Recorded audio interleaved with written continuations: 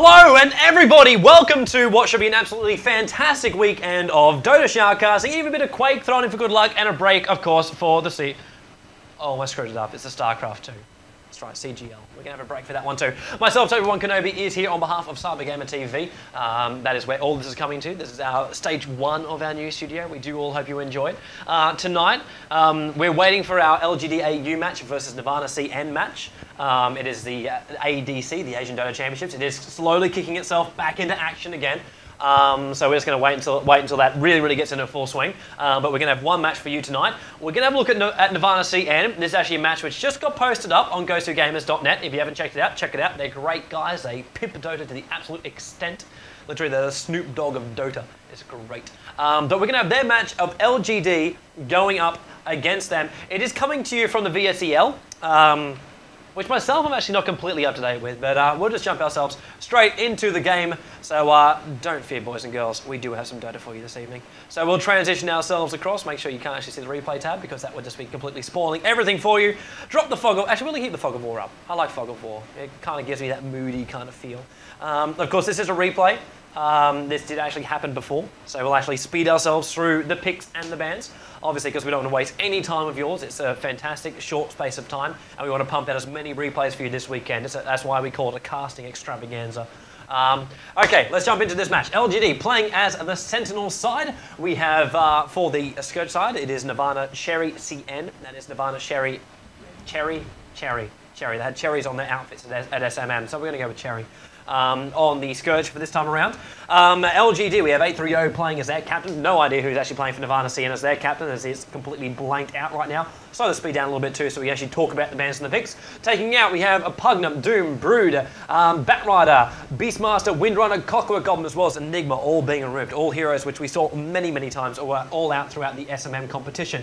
Having a look at the LGD pickups at the moment, they're going for Visage, one of those heroes which is great for pushing, and I really want to see those gargoyles used properly. The amount of times I've seen it and they haven't, it's been a ruffle.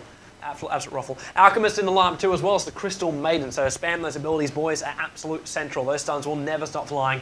Jump yourself over towards the Scourge side, Vengeful Spirit, Shadowfeet, as well as the ES, that is the Earthshaker. So good DPS for the middle lane, ES and VS, great for the tri-lane. They still have their options open as well, Nirvana, for how they actually want to lane it up a little bit later. Visage, good for a tri-lane as well. Better to actually go in for the damage as well as the DPS. He can actually do both. He is fantastic for that one, so keep your eyes open for how they're going to lane them up. Steam and Alchemist, you can almost throw them all in the same lane. Alchemist, great for carry, or great for actually running in a tri-lane. Of late, though, he has been used as a main carry, though, so he will be preferred for that role. Our last two bans did come out as well. Morphling as well as Lion have been removed from the field, so moving out Liagi's, moving out a little bit more support. Obviously, Nirvana wants to remove out that line, so they can't actually couple that up as LGD, so they don't have a great support hero. Remove him out. They've already got VS, they've already got ES, they're loving it. So they'll just go straight on with that one.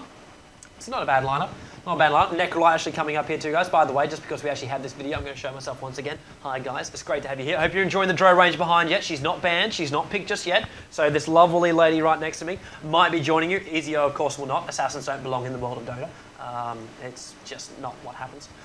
So we'll jump ourselves back in again. Darkseer coming up as the fourth pick here for LGD. They are playing as a Sentinel side, so obviously Darkseer loves to jump up between the top lanes, or on the top lane, sorry, between the tier 1 and tier 2 tower. In that little space there, you can actually basically Iron Shield, have yourself a buckler, and basically just tank every single bit of damage, regen yourself up, and just try and stop that tri-lane up there on the top lane, which more than likely, with Necrolite as the fourth pick, for Nirvana, they will probably throw him up there on the top lane, try and farm up just that little bit more, get him up, and maybe even have the tri-lane support up there on the top lane. Downside for Darkseer is if that's the case, he can't do that. He can't actually sit there up there on the top lane. So look to see Scourge try and throw it on there on the top lane, and Darkseer, you might see him how he goes, maybe bot lane, maybe go a bit of a push, a bit of a pull, see how he actually goes in the end. Still going to go through the lineup. We're still going at times 2 pace, so we can actually go through this drafting stage a little bit faster so we can get ourselves into towards the action. 16 seconds is all that's left. Lich is actually the 5th pick, and then CK straight away. Like, there wasn't even a hesitation. We'll drop down to our speed 1-2, so we go the game at normal pace. I speak fast enough as it is, let alone with the game going at twice the pace. So our finished lineup right now, if everyone actually takes a name, and for some reason, Darkseer is not showing a name. Here we go. We can actually drop it on down here. They didn't actually have the correct things there. Cold is our Darkseer. ZMSJ will be playing as our Alchemist. YYF will be playing as a CK. For CM, Benz will be in the hands. CH will be playing as our Carry Visage. And we do need to turn Fog of War off because we can't see the other team. That is always a helpful thing. Jumping yourself down, HY will not be playing as our SF tonight, much to Kelly's dismay. We'll be playing as our Lich instead. DGC playing as our Earthshaker. ZS playing as Necrolite. LIM, or LM, will be playing as our Vengeful Spirit. And YS playing as SF. And it looks like we're going to go for a level 1 race straight. It's so nice to actually be able to talk about this instead of SMM. We have to sit there going, nothing's happening, we're moving out through lanes. But instead, Nirvana, they are going for level 1. There's a lot of damage that actually did come out there. Of course, Liches, the stun almost killing ES. He was just trying to pull himself back a little bit further. The Frost Arm was enough though. VS actually used a healing staff, an original person on the front lines. They're going to have to tag team it up there. There goes VS back again, so VS and ES literally playing a tag team here with the Roshan.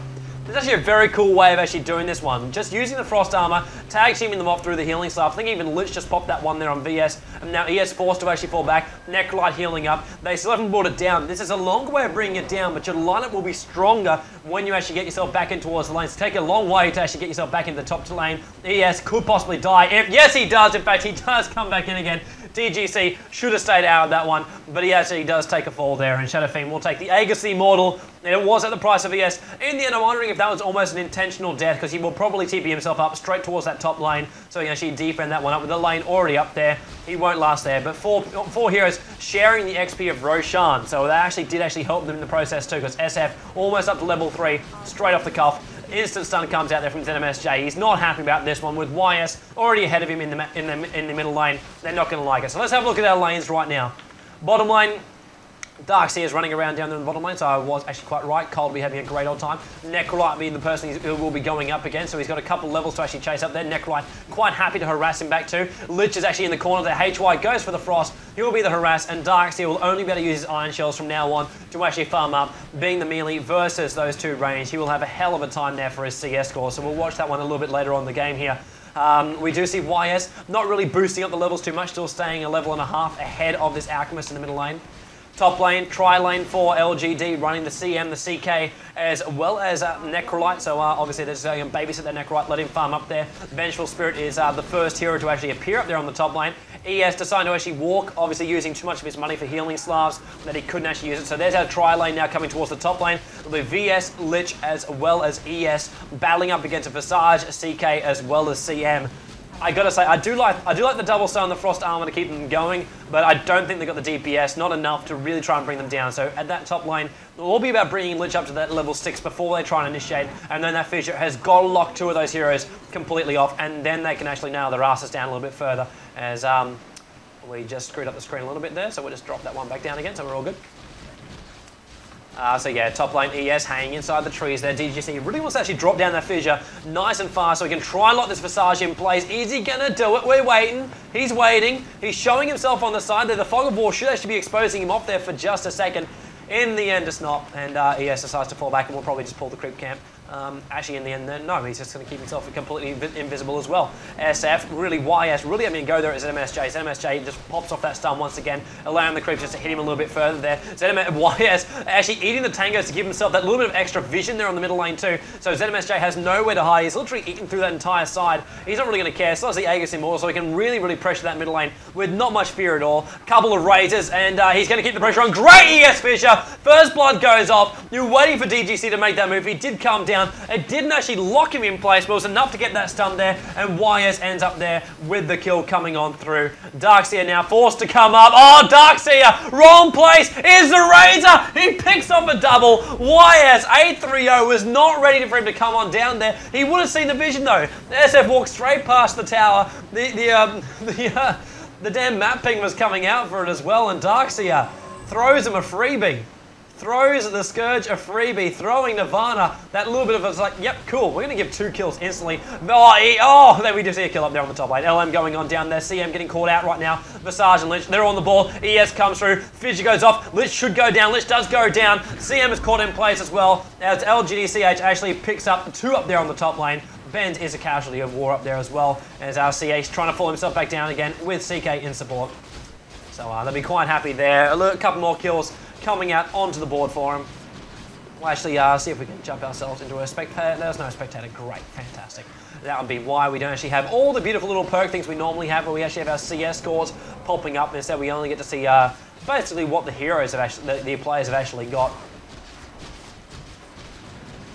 Okay, it's only going to give us the gold of the replay that actually came out. So we're going a little bit blind for the shoutcast, but we'll still be able to watch on the items right now. Nirvana and White just pushing the Alchemist back. Level 5 against, that's going to be level 4 Razors coming out of that Shadow Fiend too. So they are really, really going to pack a punch. And there's just so much damage. It's been a great start right now for Nirvana CN to actually get that level 1 row strat. It only really works once. They will check it. If there's a best of 3, you know they're going to check it a little bit later on. But it's just way too easy. It's Lich now up there on the top lane. A little bit low on the levels. It actually hasn't gone up a level in the past couple of minutes. The ES Fissure goes off. The Roar goes off. But it does push him onto the wrong side of the tracks. He wanted to look the Visage in place up there on the top side, but DGC just a little bit off with his Fissure. Or actually a little bit faster response there coming out from LGD. It's Necrolite playing out there on the bottom lane, still just free farming it up there. DarkSeer, not much he can do apart from just moving to the secret shop, buy out boots, a ring, and there's the first out shield I've actually seen. That's what we normally see from up on the top lane, but just the way that LGD did that first blood, they knew he couldn't go up there, and they wanted to go tri-lane versus tri-lane. So obviously, it's even through the draft, it was like intimidation coming out. Necrolite really pushing the Darkseer back there. If he had his ulti, it could have killed him. 87 is what he actually is the HP points he has to retreat himself back there. So Necrolite really controlling that bottom lane. They've got to do something about that. But then again, Alchemist having a very, very bad time in the middle lane. Shadow Fiend free farming, and he can't get in close. That's the problem. He's actually having to wait for the healing stuff to come in from the Crow to actually fire it off here. And Shadow Fiend quite confident enough to take the high ground. Still actually doesn't have the Aegis Immortal. It must have popped off at one point during this battle. They're still able to push that Alchemist back so far, up to level 7, about to hit level 8 too when this creep wave gets raised into the face. CM actually getting damaged up here on the top lane too. LM might walk away with the kill there. Good Frost comes out there from CM. Great Fissure as well. Roar goes off. Visage gets the one blast off. The CH has now got himself really, really caught in. ES comes in. Totem goes down. And Darkseer is actually joined up here on the top lane. Great play there by LGD. The port turn around, gets a double kill. Can they bring down DGC? Frost goes off. It's going to slow him down. Looks like an attempted vacuum from Darkseer. He might even cancel it right now, but the boiler's on top, and down he goes. Triple kill coming out there for CH. Exactly who they wanted on the back of too. It's all about that Visage. Get him farmed up at least. He's had a bad time up there on the top lane so far, and now with that extra bit of farming, he can get those items up and try to do something, but they've still got to worry about this SF in the middle lane. Obviously taking the rune now, running that bottle charge, so he's going to have all the mana he possibly wants to go up against this Alchemist right now. Alchemist still pretty tanky, like 900 HP is a lot to bring down, but the Shadow Fiend does a fair amount of burst damage with every single Razor he does too, plus the amount of souls he's actually stored up. He hasn't died so far, and he's claimed a lot of souls already, so plus 51 damage on the standard 57, so each hit does 100, and we're not even talking about, actually he's even claiming more souls, plus, yeah, 57 plus 57 plus 59 now, he's claiming souls once again. Aegis Immortal might actually remove those souls. Syndrome, of course, will be joining us at one point on this weekend shoutcast, so it will be fun. And even then, Shadow Fiend using his illusions at the moment, which he picked up from the rune, just basically harass that Darkseer, who just runs around him for a couple of seconds, not realizing what exactly he should do, which is probably destroy the illusion, but he doesn't know how long it's got left, so it doesn't really matter. VS going to die up here on the top lane too. LM getting done.